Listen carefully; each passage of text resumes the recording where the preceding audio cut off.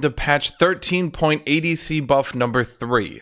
This is the third ADC buff patch that's been given out this season. ADCs have not received enough attention and now need their items updated. Again! So, Riot randomly decided that ADCs would be the first class to have their mythics updated after, of course, you know, they already had them updated a little bit ago. But here we go. There will also be some top laner buffs, but obviously those basically don't happen at all. And yeah. So we have 13.10. We have buffs to Akshan, Kalista, Kindred, Neeko, and Vayne. We have nerfs to nobody. That is every champion change this patch. Oh, you will see. Chalice of Blessing, Echoes of Helia, Lifewell Pendant, and Static Shiv are being added into the game. We'll go through everything else one at a time. Akshan! Let's read through this. Akshan is the first of a few champions who fits 2 criteria. He might buy Grinso's Rageblade, which now has AP on it, and he has no AP ratios. These shiny new AP ratios should make Akshan feel like he's getting useful benefits when he's picking up Ginsos, so that the AP isn't entirely lost on him. That's right, Akshan is getting buffed. That's not me saying that, that's Riot saying that. Riot is saying Akshan is being buffed to have AP ratios.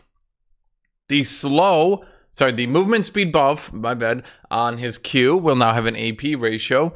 The magic damage on his passive will also have an AP ratio. That's...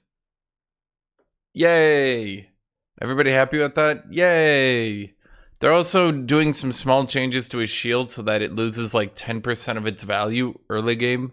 But, you know, we'll see. Kalista is also getting buffed. Yay! Her slow is now getting an AP ratio. Yay! It's getting a AP ratio on the physical damage and on the stack damage. Yay! That's it. Yep. Kindred is also getting buffed. Yay! She was one of the most broken champions in the game, and now she's getting buffed. Though to be fair, at this point, every single ADC is the most broken champion in the game. It's like honestly, we're getting to the point where it's like champion balance needs to be like literally everyone else and then ADCs, because they're just like being balanced in their own world at this point. Have you seen Worlds? Not Worlds, but like MSI. Have you seen how literally the only thing that matters is how fed your marksman is? That's it. That is the one thing that matters. And Riot's just sitting here like, I don't know, man. Maybe they could use some buffs. So Kindred's getting buffed. An AP ratio on her W. Yay. The slow on her E now also scales with AP ratio. Yay. Neeko, who, I don't know how to tell anyone this, but unfortunately, Neeko being able to transform into a caster minion was not the defining feature that saved the champion, and trying to make her a jungler who didn't really clear the jungle that well and who didn't really gank that well, you know, there was basically nothing Neeko was doing well. And unfortunately, she was bad, like really, really, really bad. Like she continues to be probably the biggest example of a recent, and by recent I mean last 5 years? I don't know when she was released. Probably like the last 5-year champion release, who if you removed, I think it would actually take the player base like a few months to have noticed. Like Neeko would be removed from the game, and like 3 months later, you'd see a post on Reddit like, hey man, wasn't there like a chameleon champion in this game at some point? So she's getting an AP ratio buff on her ultimate. She's getting more damage to monsters on her W, and she's getting more damage to monsters on her Q. So yeah. Vayne is getting an AP ratio on her Q. Yay!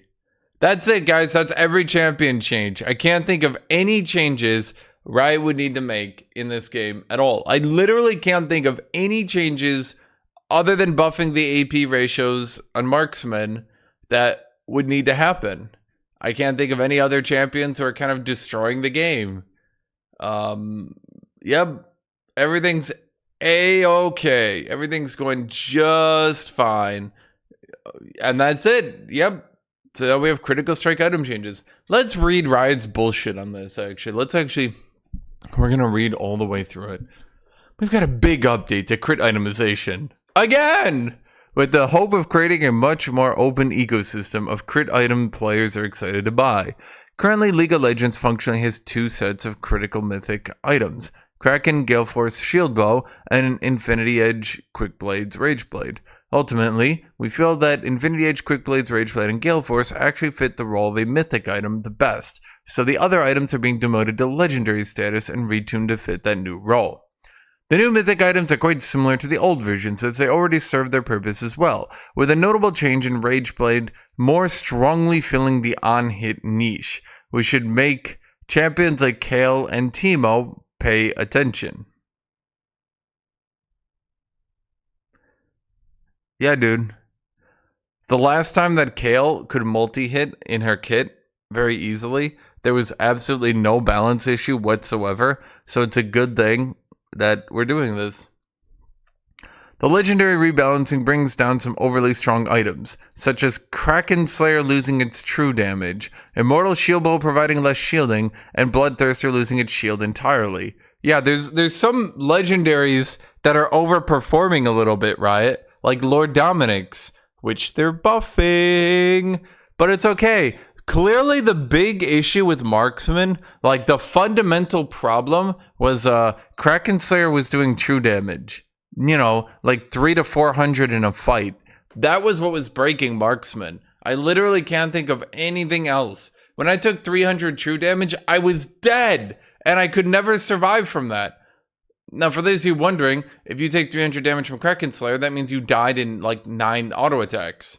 So, you know, maybe the everything else was killing me, not the 300 true damage. But okay, surely it was the 300 true damage that was breaking this class.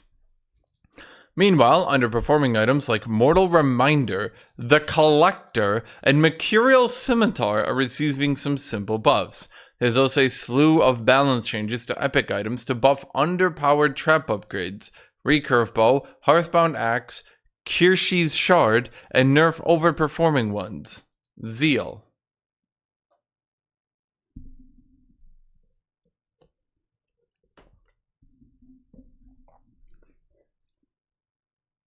Just as a quick question to Riot, this is a serious thought, right?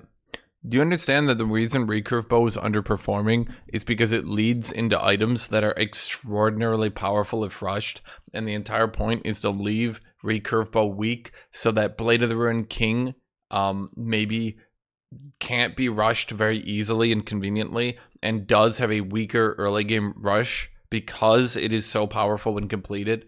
See, that's been the balance. Yes, if you rush Blade of the Ruined King, it's extraordinarily powerful. However, rushing it also makes you weaker, so then it tends to not be a good rush item because you can't conveniently rush it. If you can rush Blade of the Ruined King cleanly and easily, this makes certain champions more powerful. Potentially champions that don't need to be more powerful. I could think of a few. I'm sure we could all think of a few. But, you know, it felt bad. And that's really how we're balancing now. It feels bad. By the way, the reason the Collector is bad isn't because it's bad. See, the thing is, the Collector's been fine. For 2 years, it's been the same item forever. Why did it fall out of favor? Because you buffed Lord Dominik's Regard, then you buffed Lord Dominik's Regard, then you buffed Lord Dominik's Regards, and in this patch, you're buffing Lord Dominik's Regards. Surely, you can understand, Riot, that it might be a dumb, dipshit, dip-ass, fucking moronic decision to continue to power creep ADC items in a meta where ADCs are completely and unparalleled. They're unparalleled in their power. This class literally has no equal at present. They are the strongest by far class in the game. Nothing can compare. But let's move forward. Bloodthirster has lost its shield, which was one of the only good changes that they did during the ADC item update. They allowed ADCs to swap into a less damaging option that made them tankier. Therefore, they could play into things like assassins and not get one-shot. Therefore, they were less reliant on their team. This is one of the things that actually was good.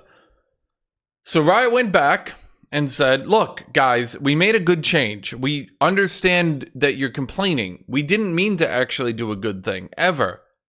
So we're going to revert it. Instead of a shield, you now get more damage. For the record, Riot is on record having said that if they add too much damage to the game, they'll just do another durability update. So here we see that they're removing one of the survivability items from the game and making it another damage item. No, I'm not joking. So now we have Bloodthirster, the Giga damage item. You always thought of Bloodthirster as the Giga damage item, right? Clearly, that was its intent, was to be a damage item, not a survivability item. Who knew? Gale Force is being changed into a mythic. Into a, it's already a mythic. Yeah, we go. It's being nerfed, is what I'm trying to say. Gale Force is the one crit mythic item that's remaining mythic. The opportunity cost of Infinity Edge, Quick Blades, and Rage Blade is meaningful in terms of DPS, but if your path to victory is through helping assassinate a squishy target, if your path, but what? But if your What? Oh my god, they were. But if your path to victory is you're helping assassinate a squishy champion, 90% DPS is much better than 0. The specific numbers on Gale Force landed squarely stronger than the old version against squishies, but requires building more crit chance to make use of that power, which should help keep it from being approached by assassins. So Gale Force now makes you quicker, but loses damage and loses attack speed, but the active does more damage, because I guess their idea is that pressing fun button and one-shotting a squishy is fun. But, you know, marksman serving the job of being a marksman is bad. Therefore, it should lose significant DPS. Well, not significant. It should lose damage, lose attack speed, and the fun button should do more damage. Okay.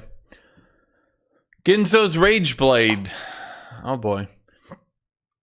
Ginzo's Rage Blade is 30 damage, 30 ability power, 25% attack speed. Now you get 8% attack speed, stacking 4 times. And max stacks, every third attack applies on hits twice. Its mythic passive is 5% armor pen and 6% magic pen. I don't think I need to remind anyone that at 5% armor pen, 5% magic pen, Divine Sunderer's mythic passive was considered way over the top and overpowered. Because it was way over the top and overpowered. Now with no investment at all into magic pen and no investment at all into armor pen, you can now reach 20% armor pen and 26% magic pen on a mythic passive.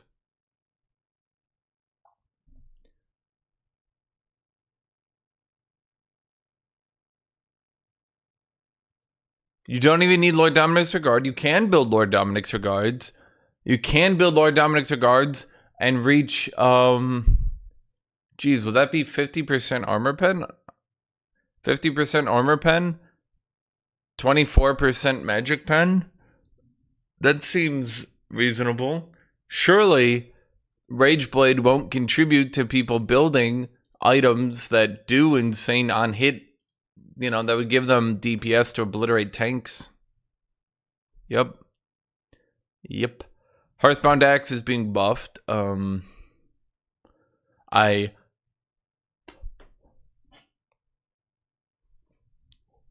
don't know. The cost is going up 100. The damage is going up 5. So, yeah, Hearthbound Axe getting buffed. That's really all I have to say. Immortal Shield Bow is becoming a legendary from a mythic. Its cost is going down 400.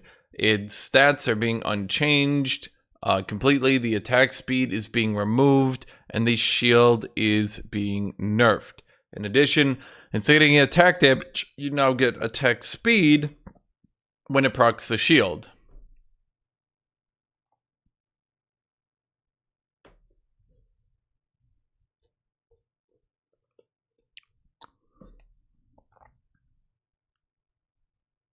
That's it.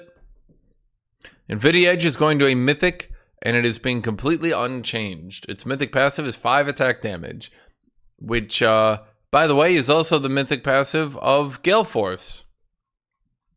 Riot really doesn't know how to make unique Mythic passives anymore. It's damage, overpowered, or ability haste. That's like it.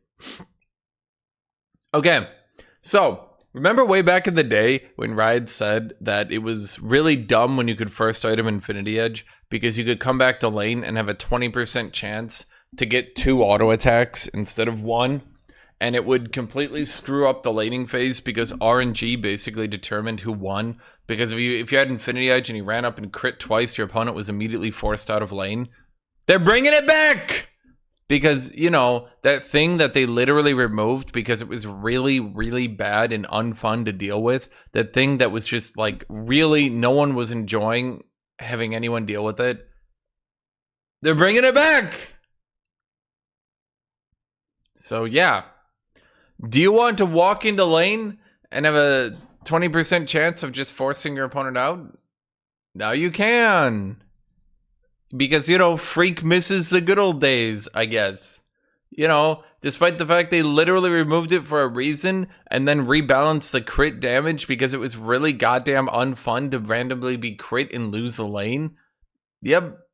So, prepare to see a lot of ADCs.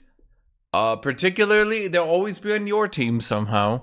Watch them, they'll go into lane, take a short trade, the opponent will crit once or twice, your ADC will already be at half HP on the first auto, and then they'll be like, oh shit, then they'll have to back, and then your opponent will get plates, and then you'll be sitting there, and you're going to be going, wait, what? Wait, what just happened? Kercheese's Shard. It now gets 15 damage instead of 15% attack speed, with 60 damage on hit. For 700 gold. Oh, yeah. Kraken Slayer is going down 400 gold. The damage is going down 25. The attack speed is going up 5. Now it will have total AD and AP scaling on magic damage. And the damage goes up 50% whenever you proc it on the same target, applying and stacking to 100% damage. In other words, Kraken Slayer...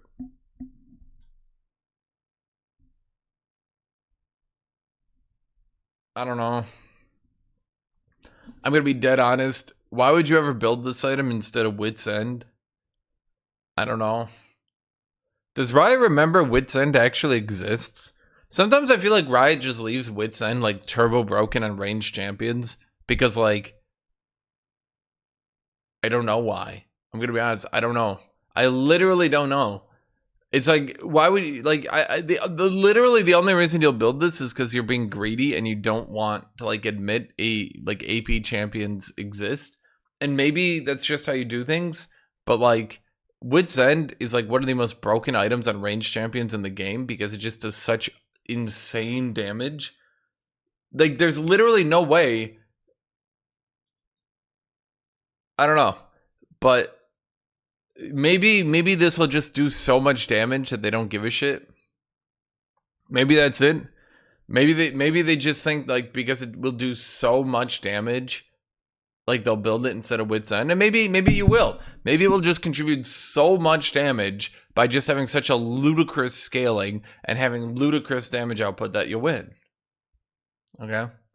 Makuri's Scimitar is being buffed because they're nerfing all MR items in the game, but they're buffing the Mage MR, or say the ADC, the Marksman MR item. Yep. So everyone who's not a marksman is getting weaker MR items. All marksmen are getting a stronger MR item. Mortal Reminder is getting buffed because we're buffing Lord Dominik's. So if we buff Lord Dominik's, we need to buff Mortal Reminder. It can't possibly be that Lord Dominik's is overpowered as fuck and keeps getting buffed. And oh God, help us. Freak has a gun and he keeps making us buff Lord Dominik's. We can't stop him. So you'll see here that this won't matter because of how they're buffing Lord Dominik's. Navari Quickblades is now a mythic Yep, it's now a mythic instead of a legendary. It's completely unchanged. Oh shit. It's now a mythic instead of a legendary. At one item, you can now have infinite abilities. Yep. Its mythic passive is 5 ability haste. Because, you know, it's so unique and interesting and it's never been done before. It's literally the same item, but now you can get it first. Which, when it went from 3 items to 2, that caused no balance issues. So I see no balance issues coming when it goes from 2 to 1. Can't think of any. None whatsoever. It will be perfectly balanced. Yay.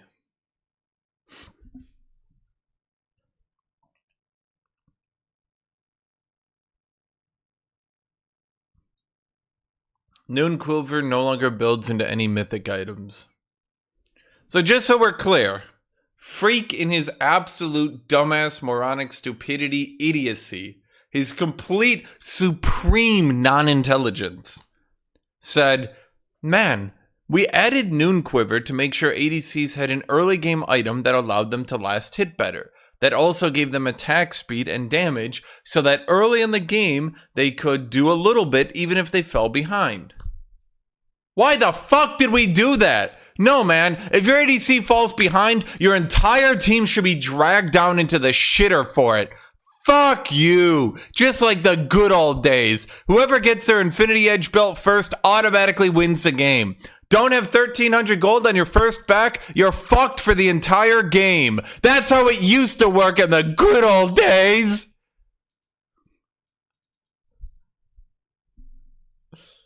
This is what he's actually thinking. The good old days, where if you didn't have 1,300 gold first back, the entire game might swing against you. I'm amazed. I'm literally amazed that they did this. Like, of all things, the fucking quality of life change they did to make sure that ADCs couldn't fall off. The quality of life change. Just trying to help ADCs feel better. It's like, literally, even if it makes ADCs feel better, Freak is still like, that's not how it worked in the good old days. No! Jesus, dude. Yeah, seriously, you have to back at 1,200 gold, your entire game is fucked. The jungler ganked you and your health is low, and you're at 1,100 gold, you will have to legitimately try to stay in lane just so you don't fuck your entire team over. And if your team doesn't play around you, and if your team doesn't help you get to the BF sword, you're fucked. And Riot looks at this and jerking their dick off goes, oh, yeah, the entire team must play bot lane forever. That makes so much sense. Why? Why? Why? It makes no sense. It doesn't, man. It's so stupid. It's just stupid. Phantom Dancer is being buffed. Yep.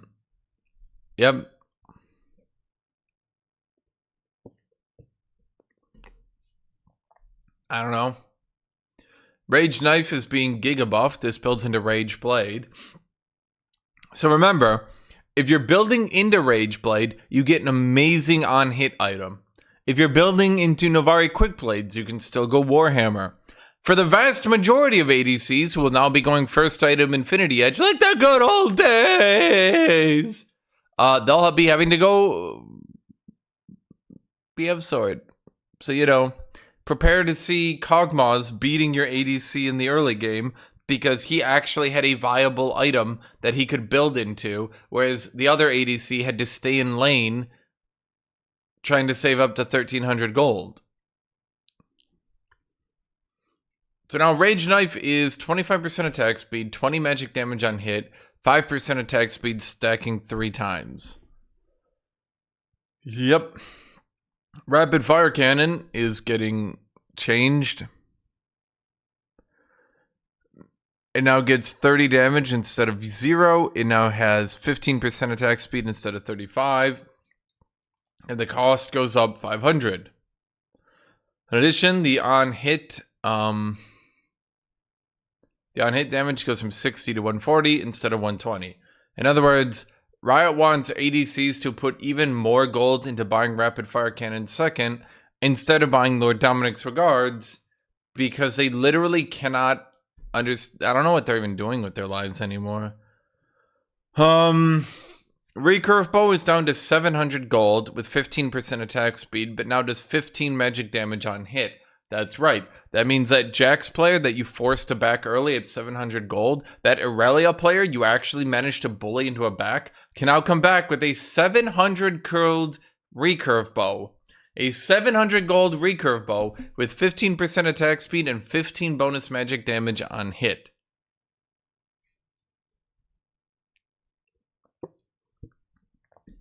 I literally can't think of any other early purchase that can stay on par with this. If I go double longsword and they go recurve bow, like, I don't think Riot realizes getting attack speed and getting on hit is more attacks that do more damage. So now they'll have more physical damage, more magical damage. Okay, you know what? I'm gonna just look past it. Hurricane goes up in price and goes down in attack speed. Go fuck yourself. It gets 30 magic damage on hit, and the attacks do 50% damage. So once again, remember, Hurricane was nerfed to 40% from 50% because the AoE from Marksman was way too over the top. But, you know, just like the good old days when Jinx could shoot 2 rockets into a team and wipe them out, we're bringing back those good old days. Because Riot Freak literally he can't understand. He's like, season 7 was the best season that ever existed. Why did anything change? Seriously, guys, we are literally reverting changes that are like 6 years old at this point. Like, Riot Freak is literally sitting here remembering shit that used to happen 6 fucking years ago. And reverting to them, man. So, okay. Static Shiv is being added into the game. 45 damage, 25 attack speed, 20 crit. Your energized attack, fire chains that apply. It's basically magic damage on hit, scaling pretty hard into the late game. Bonus 50% AP ratio on those chains. Those chains hit 6 to 12 targets, depending on your level. And it deals 120% bonus damage to minions. So, late game ADCs are back to obliterating minion waves and effectively making it impossible to push against them. Because a Static Shiv ADC can just crit the minion wave and reduce them all to half health at one hit. And then, yeah. So, that'll be fun. But at least it's Static Shiv. Static Shiv is back! Yay!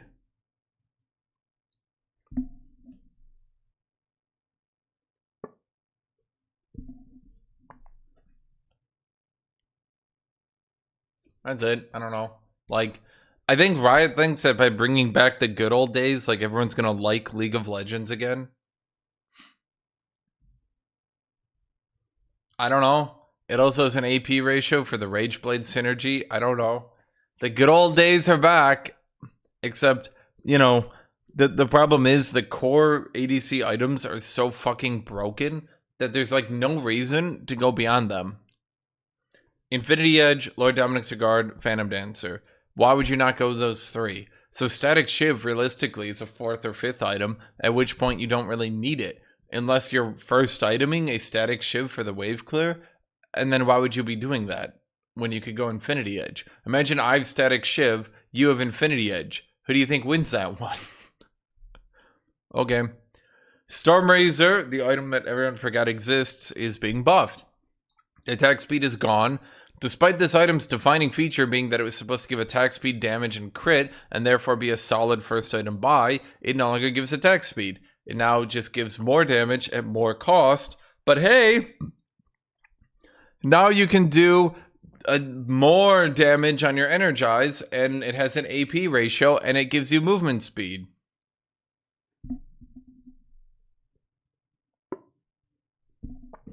It's now the early PvP-focused legendary crit item. So imagine a world where I went Stormrazor and you went Infinity Edge. Who do you think wins that one? I'm curious, Riot. Who do you think wins that one? I'm curious in your thoughts. when I'm down 15 damage and my crits do less damage, surely this on-hit damage and the movement speed will make up for it. Not even as slow anymore. So, you know, it's movement speed. The Collector is getting buffed because, you know, we buff Lord Dominic's so fucking hard. It's actually better to build Lord Dominic's into squishy champions now than the Collector. So now we need to buff the Collector because Lord Dominic's got buffed. So then we're buffing this item because we buffed that item. So we need a buff to buff. Guys, this isn't ADC buffs. Just to be clear, we're not buffing ADCs, okay? We're not. We're just redoing their items a little bit. Collector getting 6 lethality that's normal. Zeal is being nerfed a little bit.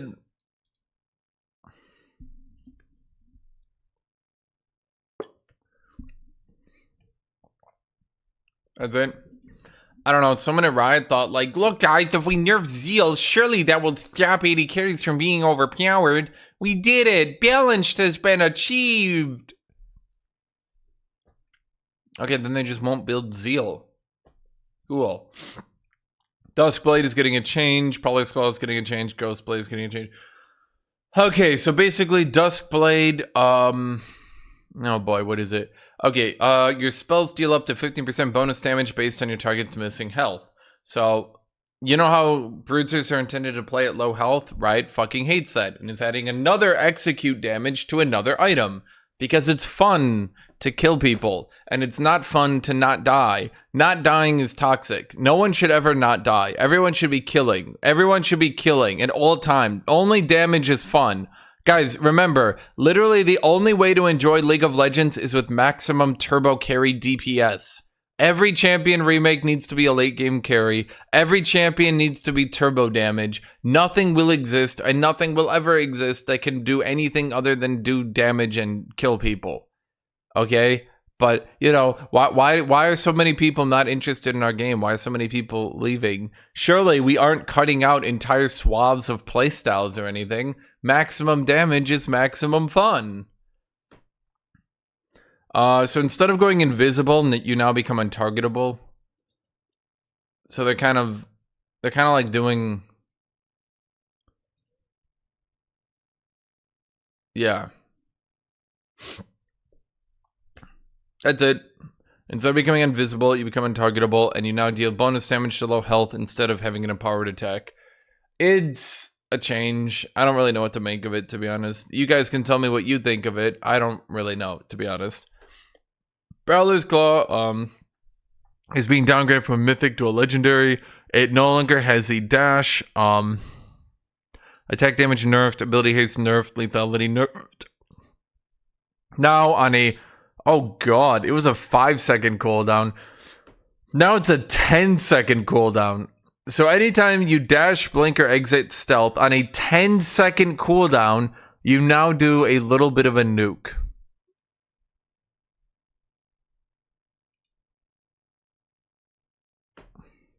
Wow, they really went ham on this one. It was a 5-second cooldown at first glance, and it didn't really look that amazing. Now it's a 10-second cooldown. Once again, I'm not really sure what to make of this one, but, you know, maybe you guys can tell me what you think of this one.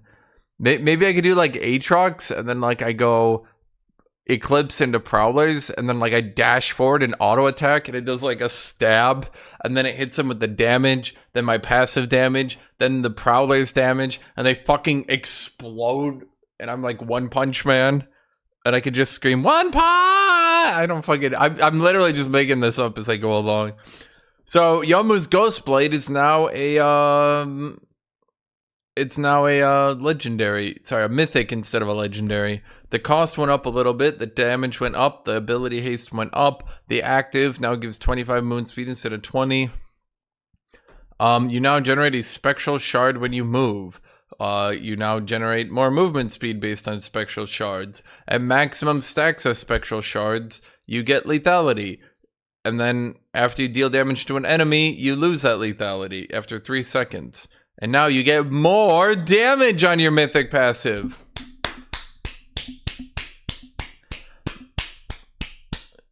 this is a very unique item. Riot has never had a mythic passive that gives damage. So thank you, Riot. Thank you.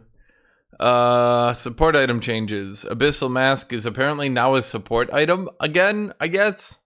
It wasn't, but then it was, and then it wasn't, and it was. Dude, let's remember, Abyssal Mask used to be an item for AP tanks to kill AP champions. That's what the original design was. There's our champions like Malphite and Cho'Gath to be able to kill mages. Look how weird. Guys, after like 10 years, look at what they've done to this item. It's now a support magic resist item for tanks. Tank support magic resist item. Its damage is almost entirely gone. It gives potentially up to 25 magic pen. And now it just gives... So, okay, anyway, its health has been reduced by 250. Its magic resist went up 20. And now it doesn't give mana. So, I'm not going to spend that much time on this. I just wanted to talk about how... Can you imagine if Infinity Edge, like 10 years from now, Infinity Edge is a support item for enchanters to give magic resist or some shit? Be like, Infinity Edge used to be a crit item. And it's just like, okay, let's get you to bed, Grandma. That's how I feel about Abyssal Mask. My God. Ardent Sensor is being changed a little bit. I can't even remember. They're not changing it that much, are they? Yeah, its ability power is being slashed. It's getting movement speed. Oh boy, what are they doing for it again? It's getting more attack speed early game and more damage. But it's losing mana regen and ability power. It's not that big a deal. It helps marksman more. Remember, even in the support item changes, they need to nerf supports and then help their ability to make marksmen do more giga DPS. Because, you know, marksmen are very pleasant people who are very fun to play around. And, you know, obviously, all your eggs being in the marksman, not deciding to run it down basket is really fun. It leads to such compelling gameplay when one player is the entire main character of your team because Riot Freak literally cannot stop buffing them and making everything about them. And then that one player can just randomly decide to, like, have a temper tantrum and then everyone needs to deal with it. It's so fun, Riot. Literally, no one should be able to do anything. They should just be like the marksman standing on a cliff, shooting at another marksman standing on a cliff, and the fucking peasants standing below them trying to swat the arrows out of the air. That should be how this game plays out. Chalice of Blessing, this isn't really that important. It's just a new item that builds into other support items. Chemtech Putrefier is losing ability haste, losing mana regen, getting more heal and shield power, and then, I think that's it.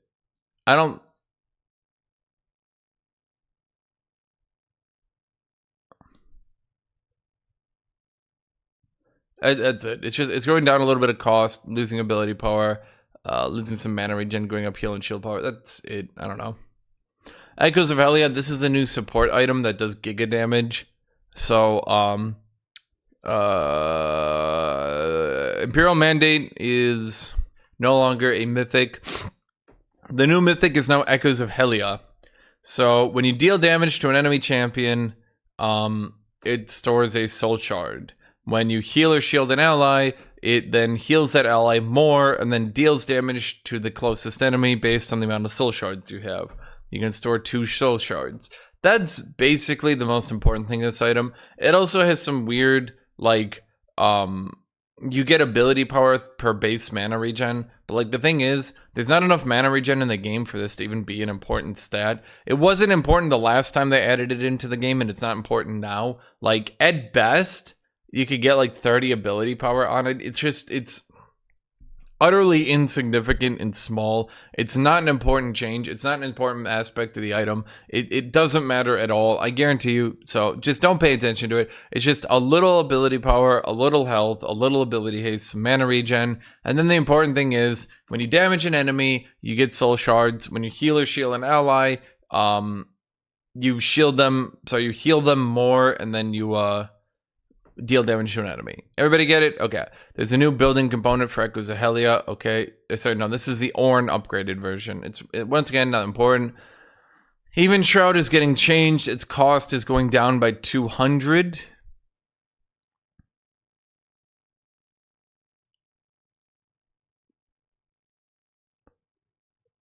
I think it's weird.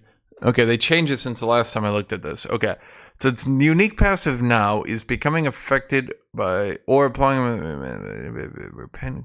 No, that's not. Wait, nothing has changed. Wait, literally all they did is bring the cost down by 200. Is that it? It just lost 200 gold? Okay. Huh. This Imperial Mandate, it became a legendary instead of a mythic. Its ability power went up. Ability haste unchanged. Base mana regen unchanged. I believe what they did. Yeah, okay. So basically, from what I'm looking at, yeah, the early game damage went down. That's it. So its cost went down. It gained more ability power. And its early game damage went down. So basically, Imperial Mandate seems to be quite good for enchanters. You can do Helia into Imperial Mandate, by the way, and get double damage support item. You can also do things like Leandries into Imperial Mandate. At 55 ability power, it's a little bit on the lower end, but, you know, depending on what you are and what you need, yeah. So, I think it lost its health, right? I think it lost its health, I think. I'm not sure. Knight's Vow has less health, now gets more armor, lost ability haste, lost health regen, but now you heal, yep, 10%. Oh. So, no, wait. It reflects 10% of the pre-mitigation damage to you.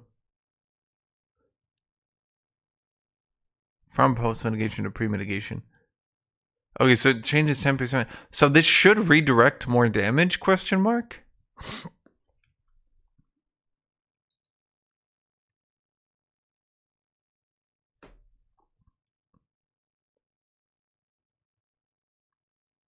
So they take more damage, they redirect the same damage, and it has more armor, and less health, and less cost. This just seems like busy work. This didn't really change that much. If they just wanted to give it armor again, they should have just given it armor again, right? Like, why did they go through all the change of, like, pre-mitigation, post-mitigation? Like, what? Why? What does this matter? Who gives a shit? It's so insignificant in the long run. Lifewell Pendant, this is a new item that builds into a lot of support items for tanks. It's really good, but it only builds into tank support items. It's not that important, so I'm not going to go that much into it. Like the Iron Solari also went down gold cost. I think everything's basically unchanged. The shield is bigger. Yeah, so the down cost, shield bigger. Mikael's Blessing no longer gives magic resist. The only people allowed to have magic resist are 80 carries. Only marksmen may have magic resist. Everyone else is getting nerfed. We'll see more of that later. That it now gets health instead of magic resist. Everything else is basically the same. It's not really that much worth going into. You're going to keep noticing the same thing. Support items are getting less gold cost, so that bot lane is even stronger. Bot lane needs to be stronger. Marksmen need colossal buffs, and supports need colossal buffs, okay? Does everyone understand that? It is imperative that bot lane is stronger. So once again, Moonstone Renewer, it's not really that big a deal. Not really. I mean, actually, okay, this one actually kind of is. I'll give it that. So basically, the ability power down, the gold cost down, and now what it does, instead of healing or shielding an ally, it now increases the healing and shielding an ally gives if they're alone, but if there's a third ally next to them, then that ally gets a part of the healing and shielding. Does everybody get that? Okay, and now its mythic passive is ability haste. Wow, I've never seen that before, have you? Ability haste on a mythic passive? Okay, so So yeah, basically, Moonstone Renewer is no longer, it no longer gives healing flat, just for existing. It now increases your healing and shielding. Everybody get that? Okay. So now supports can heal and shield more people, or more if it's one person. It doesn't ever shield themselves, mind you. They can't transfer the buff to themselves. Everybody get it? Okay. Radiant Virtue is being changed into a support item, because support tanks only had like 5 choices, realistically speaking, right? So, I mean, it wasn't enough. Top lane tanks have so many choices. You have Heartsteel if you build health, and then if you don't, then you have Iceborne Gauntlet. But if you can't proc Iceborne Gauntlet, then you just have to default to Shit Show. It's perfect. Anyway, Radiant Virtue is being changed into a support item. The gold cost is down by 500. The health is down by 50. The ability haste is down by 10. They did something here. What did they do again? Right. The heal got nerfed a little bit. The health increase got nerfed a little bit. And I think that was it. Oh, and then the mythic passive got nerfed from 100 health to 75. For some reason. I don't know why. Don't ask me why.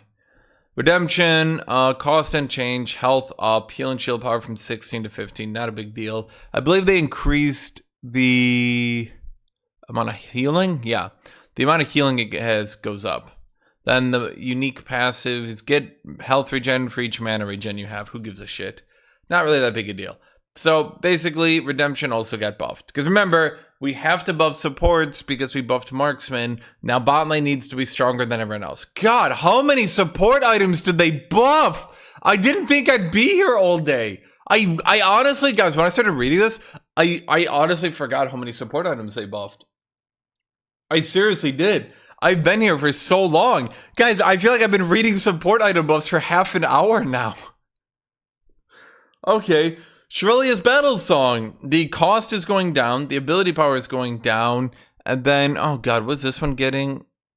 Yeah, the active movement speed is actually the same. And then, okay, here we go. When you shield or healed an ally, it gives them 20% movement speed instead of 25%.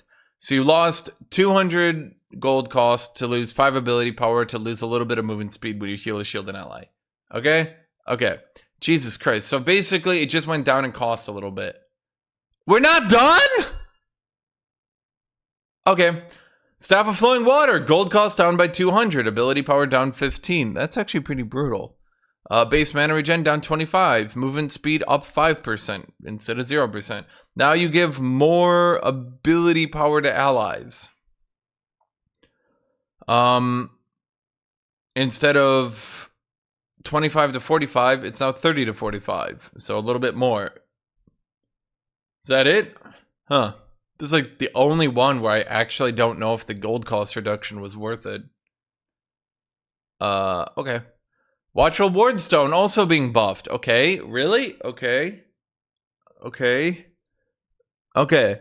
After you complete your support quest, you can buy it. It now gets 50% mana regen and 8% increase to health, attack damage, and abilities, blah, blah, blah, blah, blah. Vigilant Wardstone, which can also only be purchased after completing your support quest, is also being buffed. It now gets 20% increase to health, damage, ability haste, and ability power.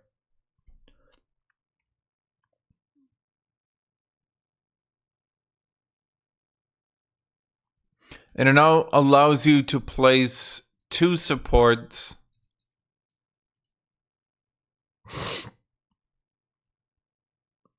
You can now place 2 control wards and 4 stealth wards. I don't know if that was always there. Zeke's Convergence is also being buffed. Dude, how many? How many? This has got to be the last one where it's Z, right? Okay. Remember Penny Arcade?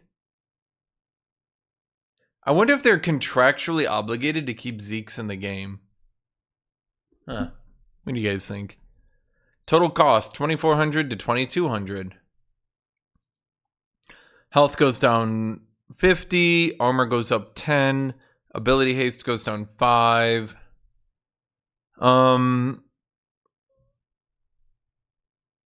That's it. So basically the gold cost goes down.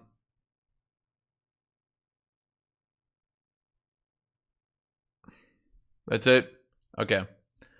So even more buffs to remember, guys, because they're buffing tank supports, that doesn't count as buffing ADCs because tank supports can try to kill an ADC. Therefore, bot lane is being nerfed because we're buffing both bot laners, but it equals each other out and then it explodes, and now bot lane is actually getting nerfed. Freak actually believes this. You can literally watch his video, and he actually says this. He actually says, we're not buffing ADCs, we're not buffing bot lane, because we're also buffing supports. Do you understand?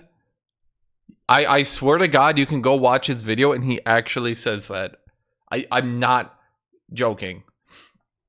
Okay, time for the mega buffs to fighter items. Okay, guys, we saw all these buffs to support items. We saw all these buffs to marksman items. Now is the time. Now we will see the top lane satisfaction patch in full power. Finally, fighters, top laners will be relevant. It won't just be Jax. Top lane will see a resurgence. Divine Sunderer is being nerfed. It'll give more flat damage and it will give less health damage.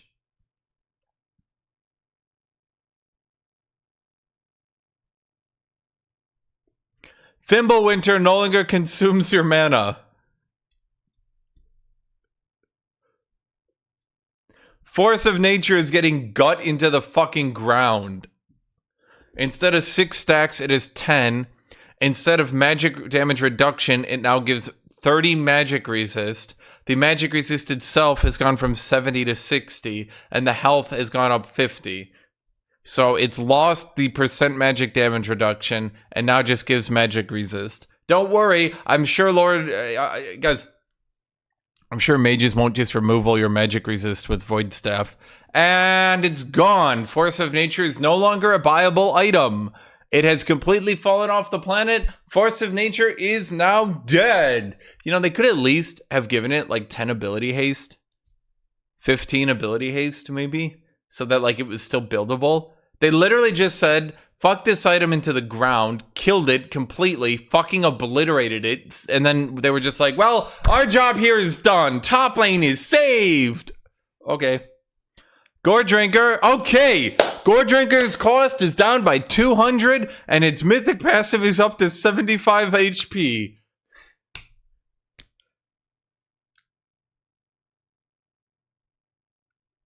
Gore Drinker is already reasonably powerful. Oh, my bad. Its cost is only down 100 gold, not 200. Still more expensive than Lethality Mythics, mind you. Still more expensive than Iceborne Gauntlet. Still, but you know, we did it. We did it, guys. Gore Drinker is saved. Top lane is relevant. Okay, everyone enjoyed Hullbreaker, right? Hullbreaker was so fun, we thought we'd do it again. So Hullbreaker is going up 10 damage and getting 5% movement speed, but its gold cost is going up by 200. Everyone enjoyed Hullbreaker meta, right?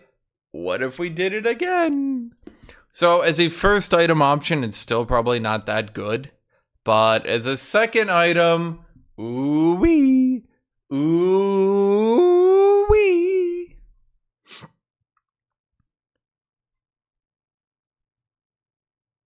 Why is Lord Dominic's Regards in other items? Are they trying to hide that they buffed a crit item again? Are they trying to hide that by putting this in other items? This isn't a critical item, chat. This is not a critical strike item change. No. This is an other item. Don't worry, chat. Don't worry, everybody. We're not, we're not buffing 80s. So the, Giant Slayer passive of Lord Dominic's is being changed from physical damage to physical and magical damage.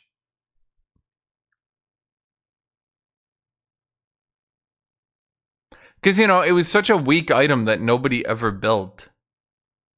No one ever built Lord Dominic's. It needed to be buffed, guys. Like, when you really think about it, whoever touched this item? It needed that little bit of a bump, you know? Shit, why didn't they buff Divine Sunderer? Divine Sunderer was built even less than Lord Dominic's. We should have buffed Divine Sunderer.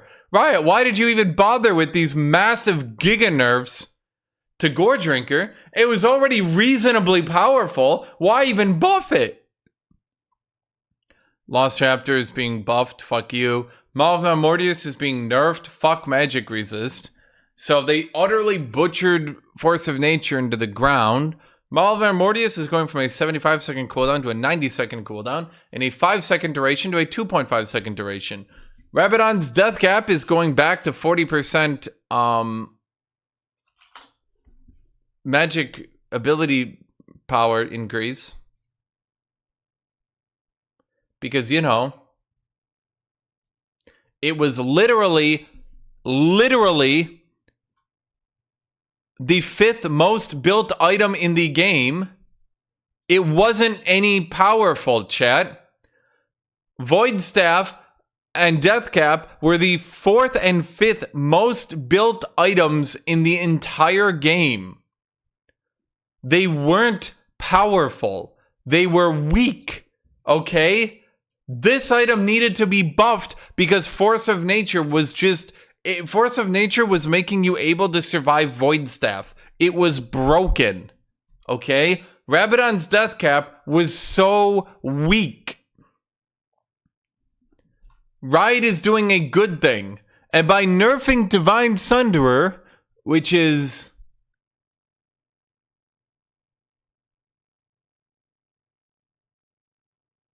And by buffing Lord Dominic's Regard...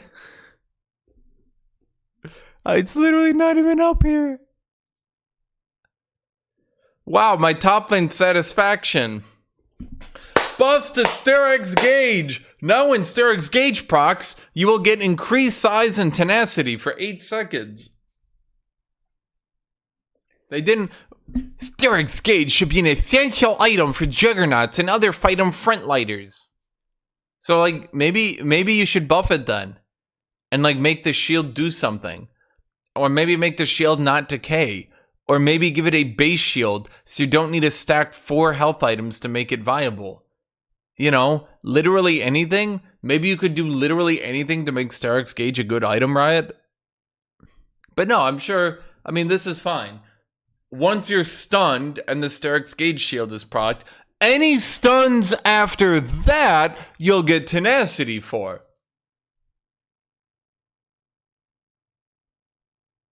And also you're bigger, so it's harder to dodge skill shots. Riot still thinks that somehow this is a huge buff. Guys, Jax will be bigger now. This is a giga buff. Okay, I want to read this tooltip because I truly don't understand this. Buffing Stridebreaker up to Sunderer's power level, which wasn't at 9,000, by the way. What the fuck does this mean? Which wasn't at 9,000, by the way. Is Riot literally just throwing memes in with no actual... How does this fit? Buffing Stridebreaker up to Sunderer's power level, which wasn't at 9,000, by the way. Are they saying Sunderer wasn't overpowered? Sunderer wasn't at 9,000 power level. It wasn't overpowered. But then they're clearly nerfing it here. So they clearly do think that it's overpowered, right? So, what are they saying? Is this just a meme? Did they just literally throw in a reference?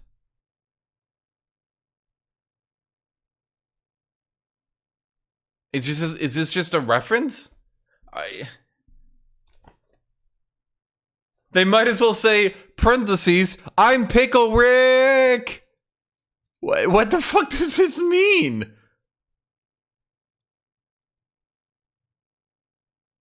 So Stridebreaker is getting 10 damage, which is rather substantial. Gore Drinker is getting the tiniest, most insignificant change you've ever seen in your entire life that basically does nothing. Stridebreaker is getting 10 damage, pushing it up to 60 damage, which feels like a lot because that's 350 gold. For those of you who don't know, that's actually a lot. I don't know if it's enough to make the item good, but on the champions, it's already good on. This is pretty good. Just to be clear, on champions like Nocturne, Darius, Garen, they already build this item, and now they're going to get 10 more damage. I think a better buff would have been to reduce its gold cost by 100, and to, honestly, I think I would have changed its mythic passive to something else. And maybe given it 50 more HP baseline. I would have given Gore Drinker and Stridebreaker 50 more HP baseline. I think the biggest issue with these items is they don't give enough health to properly synergize with Steric's Gauge, which is supposed to be an essential item for Juggernaut. Which doesn't make any sense when you think about it, right? So, how are you supposed to synergize when Steric's Gauge and Stridebreaker both built give Steric's Gauge like a 400 strength shield? Maybe not that low, but it's like 500, right? It's so tiny, insignificant. So you need to build a third, then fourth health item. And even then, it's still weaker than Archangels. So, I don't understand this because they're acting like, in the future, if you ever complain about bruiser items, a rider is going to come down and they're going to say, but look, we buffed Steric's Gauge. We buffed it, guys. Why are you still complaining? And we're going to be like, but did you? But did you? Like, the Stridebreaker buff is very impactful, but the thing is, it just feels like Garen and Darius are just going to try to one-shot people more often. At best, we get Olaf to try to go back to Stridebreaker, which is, it's good, sure. And maybe people do build Stridebreaker again into the right matchups, right? Maybe Aatrox goes Stridebreaker into a ranged top. Like, I'll give you that. Maybe he does. But, like, it feels lazy. It's like someone's like, Stridebreaker's bad. And a rider was like, shut the fuck up. Give it 10 damage or something. Nah, sir, that'll give it 60 damage. Don't you feel like that's a lot for what's supposed to be a hybrid, tank damage item? He's like, shut the fuck up. Damage. Damage! Always damage! Okay, Trinity Force is getting more damage. The duration on the threefold strike, that's when you get more base damage, is going from 3 to 5. The attack damage goes from 35 to 40. The attack speed is going from 30 to 35. So the problem with Trinity Force was it did so much damage and it didn't matter because people died so quickly that you didn't need more damage. You just needed survivability. So you go Divine Sunderer, right? Because Divine Sunderer gives you healing. So Trinity doesn't really do enough because you're going to kill people no matter what. You have enough damage, right? So then Ride's solution to Trinity doing too much damage and giving no survivability was to give it more damage. So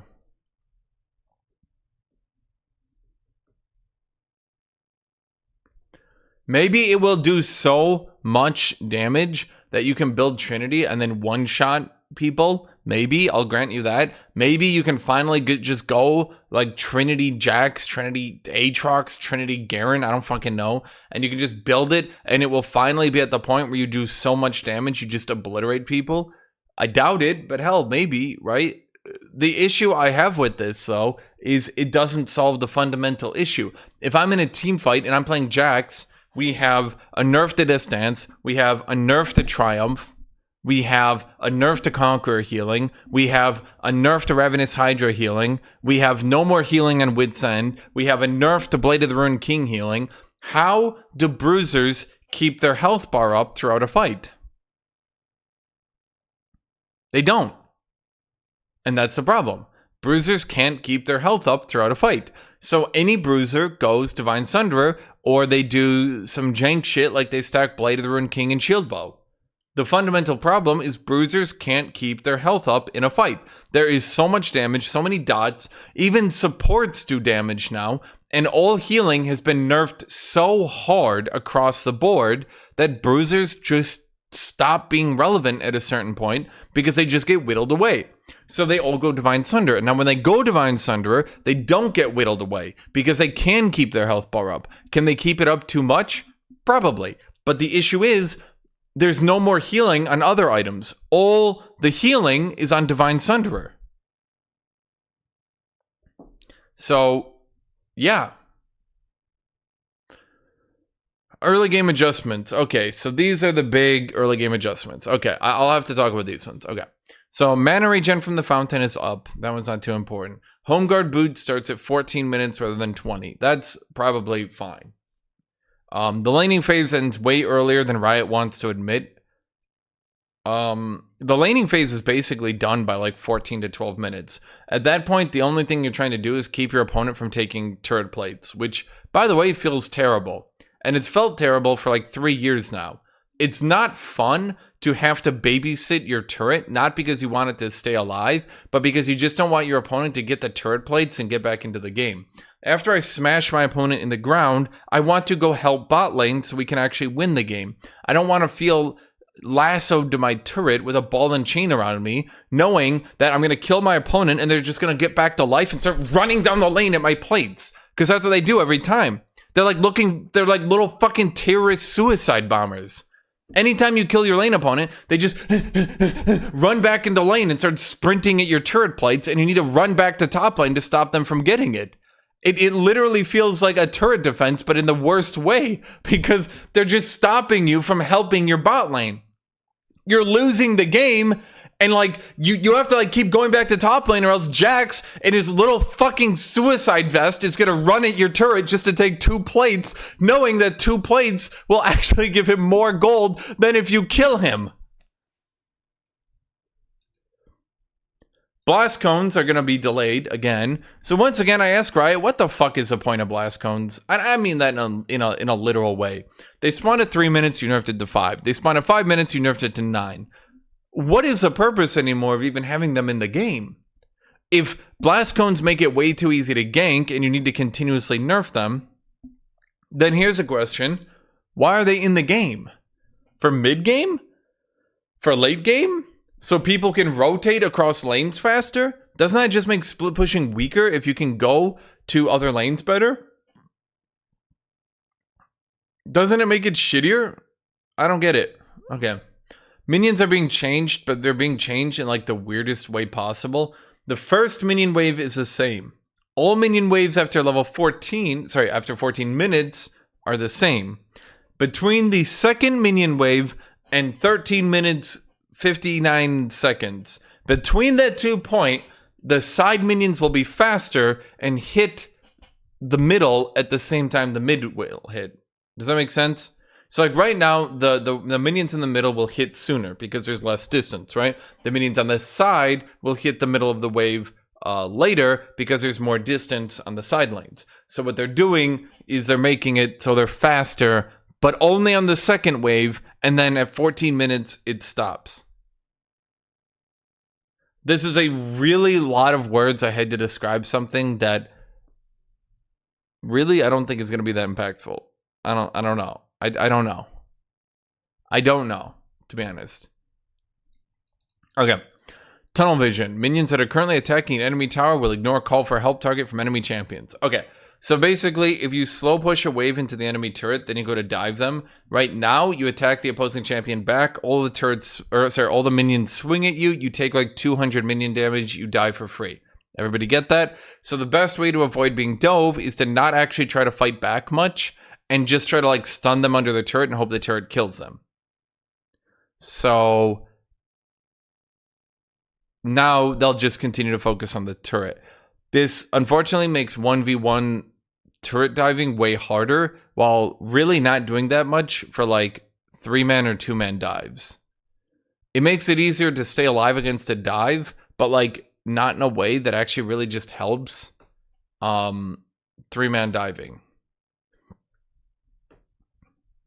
Okay. They say that it's unintended that hybrid builds don't double damage turrets, but it's not unintended. And I was literally considering bringing up old logs of Rioters directly saying that they do not want hybrid damage to be able to double damage turrets because it makes them do too much damage. So this isn't unintended. I have no fucking idea what they're talking about. When hybrid builds were for mages and when hybrid builds were for bruisers, they said you only get your AD or your AP on turrets, not both. Now that hybrid builds are for marksmen, they're going, oh me, oh my, no, that's unintended. Both should hit the turret. That would be fair. So now, basically, it used to gauge if you had more AD or more AP, and then that would hit the turret. Now both your AD and your AP will hit the turret at the same time. This means, yes, hybrid builds will do more damage against turrets. It also means that Baron will double hit turrets. So even Baron tanks should actually be starting to do ka-chunk on turrets. Okay, turret plating is now significantly stronger. So basically, turret plate resistances are currently 0 to 180. They will be 45 to 225. What that means is even if one person has broke the plates and only one person, they still get a little bit of armor and magic resist until the buff falls off and then it stacks. This makes it really hard for one person to take down an entire turret. Now, while this doesn't really affect suicide rushing turret plates, like with the Jax or something like that, to where like they just suicide rush them, then you come in and you shoo them off the turret and try to go back to bot lane.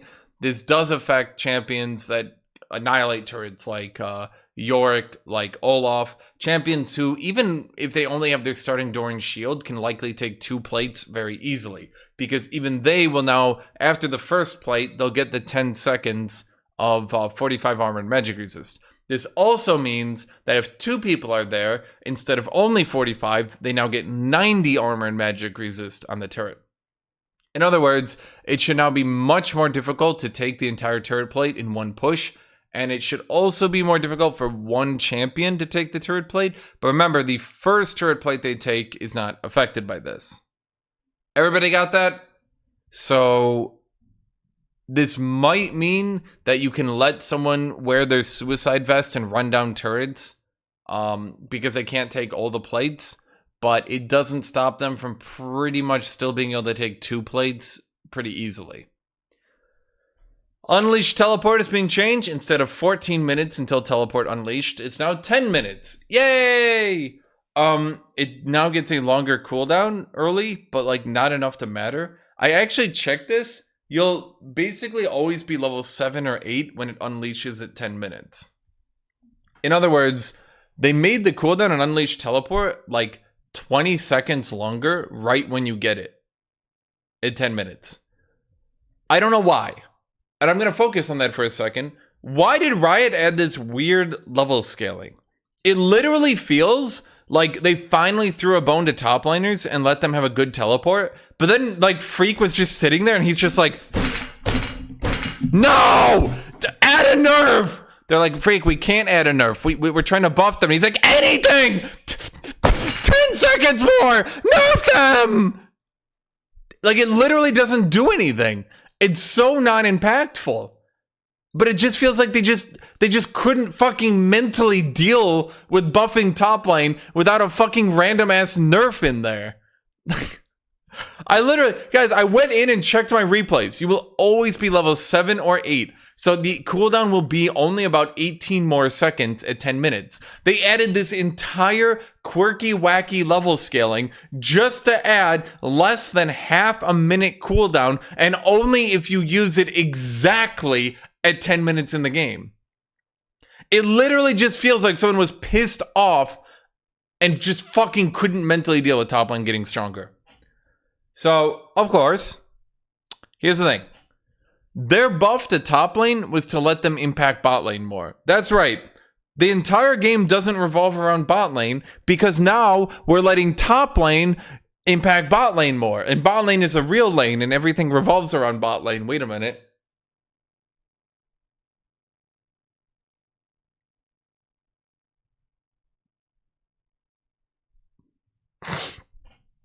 Okay, so top lane itself is not getting stronger. Stridebreaker is getting a tiny buff. Sterix Gauge is getting like the most insignificant buff you've ever seen in your life. By the way, with Legend Tenacity nerfed, the Sterix Gauge buff at best tries to offset the Legend Tenacity nerf, except it only happens once you've already gone to 30% HP, which means you're likely getting burst down, executed, etc. So good job. Once you're basically dead, you now have Tenacity. So I guess you could try to run away faster? I don't know. Unleash Teleport will probably help, but it doesn't actually help top lane. It just helps top lane help bot lane. Marksmen are being giga buffed into the fucking moon. Supports are being giga buffed into the fucking moon. So, yeah, top lane will now just impact bot lane more. That's it. That's a change, everyone. Top lane will help bot lane more. That's a change. Yay!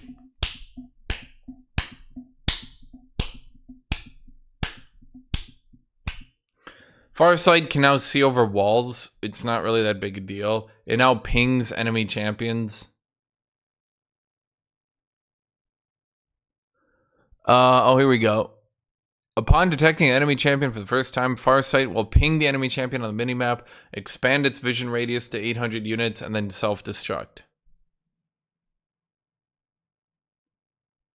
Okay. I guess even the wards don't want to be around ADCs anymore, man. Even they're just blowing up. Okay, if the owner of the Oracle Lens is actively hitting a ward, their team will now gain vision of that ward so they can completely clear it out. Okay. Oracle now has 2 charges, but the cooldown is going up, the duration is going down. I'm not...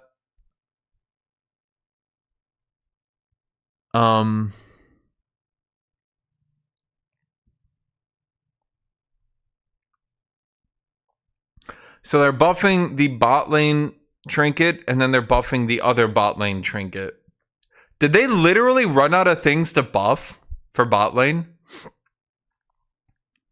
Did they literally just forget? They're like, okay, we buffed their items.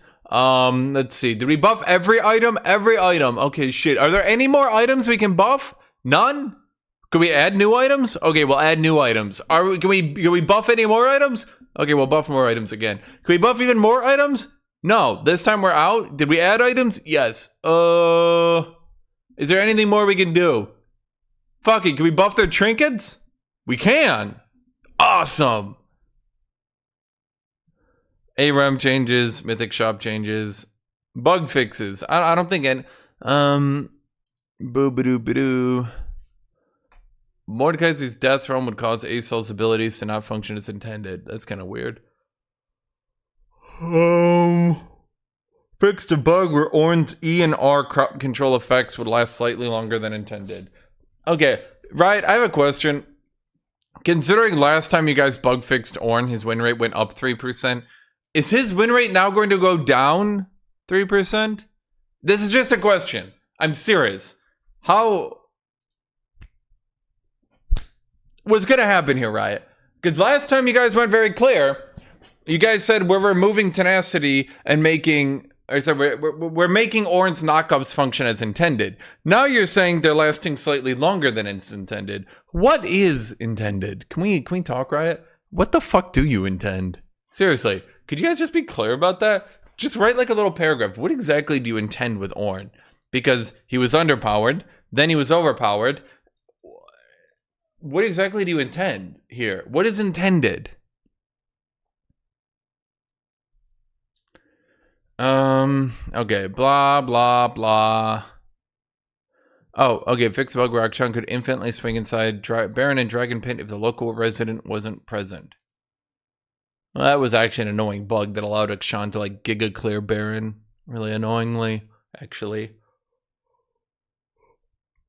He could start the spin. And then Baron would come, and then he would continue to be infinitely spinning. Yeah. Fixed a bug where Nico would keep 2.5x attack speed when Nico stands next to the ward and exits the store and then transforms into a monster. This sounds like a speedrun, like, level skip. Fixed a bug where Nico would keep 2.5x attack speed when Nico stands next to the ward and exits the store and then transforms into a monster. Like there's like I'm just imagining a speedrunner doing this skip, and then it somehow skips over to League of Legends 2, and he's like, yeah, that's how you do the League of Legends skip. Upcoming skins. Snow Moon Ari. Looks like... Someone said, I heard this, it looks like Ari doing a cosplay.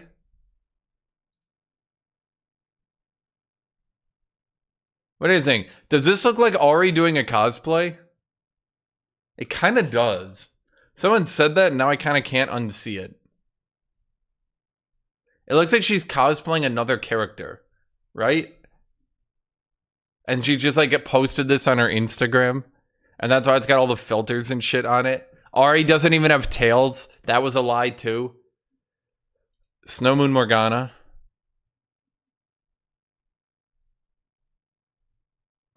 I don't like the eyes. I'm gonna be blunt. We love Morgana here. Everyone should love Morgana. Morgana is the best, okay? And everyone should adore and consider her to be the best, right? Everyone should love Morgana. But I'm just gonna be honest.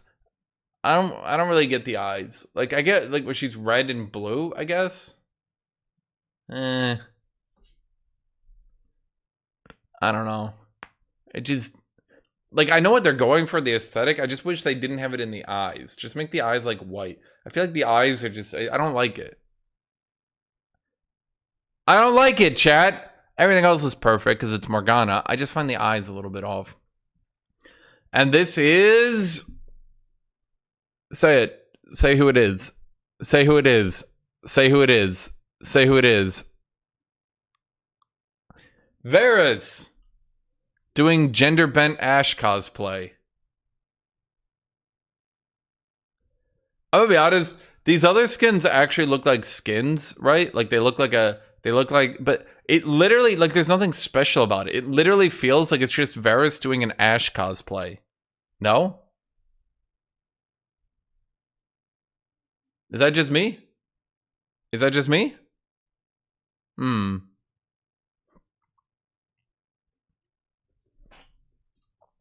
Well, nothing more to talk about, really. So let's read the Patreons. As always, special shout out to the Patreon members who allow me to continue to make these videos and eat and pay my rent. If you want me to be able to eat and pay my rent, then you should join my Patreon. The link is in the description. By joining my Patreon, you can get your names read in all the patch videos. And you're an awesome person, and I love you. All Patreon members are amazing. Remember, if you're subscribed to my Patreon, you can message me personally, and then we can answer your questions. Yes, indeed.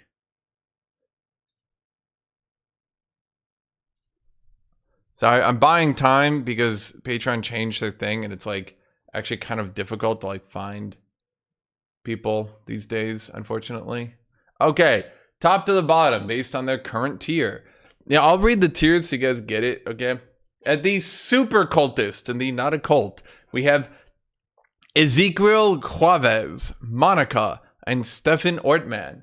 In the super fan tier, we have Deep the Heretic, Nicholas Hinderer, T the Fish. In the not cultist deluxe, we have Alex Tennant, Blazenrock, Qingming, Christoph Marx, Guinea Shelbert, Horace the Burb God, Pancho Rodriguez, Quill of Anguish, Tenshi Kanashiza, Destroy, and Sebastian. In the not cultist, we have Amzarine, Benji, Creador, Dengda, Daniel Fiala, Deruda, Yadgod, Eric Penanelli, Flashholt, Fanaku, Fulyuki, Gwenmato, Hoon Arthur, J. Paul, Justicier, Kelfo Saramar, Kajubi, Ludwig III, Manuel, Meadow M. Morgan, Negative KDA, OMG Clover, Orahel Khanite, Oz, PBNJ. I don't know why that took me like all my brain power to read that one. RH, Redaddy, Scorpion, Scott Shapiro, Steberlol, Suki02, Terra, Under, Uvo Plaja, Veno, Vivian, WLC League of Legends, Wolfman, and Jan. As always, thank you to my YouTube members. Thank you to my Patreon members. Thank you to everybody. I've been streaming on Kick lately. I think I have a link if you want to be there. So, yeah. Also, check my shorts, because I've been uploading daily shorts on YouTube, which have gone basically unnoticed. Even though people keep complaining I'm not uploading a lot of YouTube content, I've literally been uploading daily shorts on funny stuff, because I am funny.